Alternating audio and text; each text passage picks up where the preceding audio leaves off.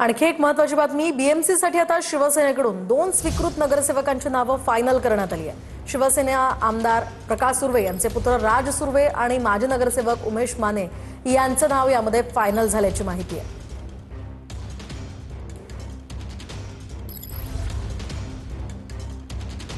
स्थगित करण्यात आलेली भांडवली मूल्यातील सुधारणा सन 25-26 मध्ये लागू करण्यात आली असून अद्ययावत मुद्रांक शुल्क सिद्ध गणकावर म्हणजेच रेडी रेग्युलर रेट आधारित भांडवली मूल्यानुसार मालमत्ता कर देयके निर्गमित करण्यात आलेली आहेत। या अनुषंगाने सन 25-26च्या अर्थसंकल्पीय अंदाजामध्ये मालमत्ता करापोटी अंदाजिलेले 5,200 कोटी इतके उत्पन्न आता 6,200 कोटी असे सुधारित करण्यात आले आहे।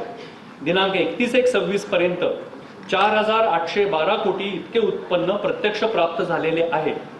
सन 26-27च्या आर्थिक वर्षामध्ये मालमत्ता कराच्या उत्पन्नाचे अर्थसंकल्पीय अंदाज 7,000 कोटी इतके प्रस्ताविले आहे।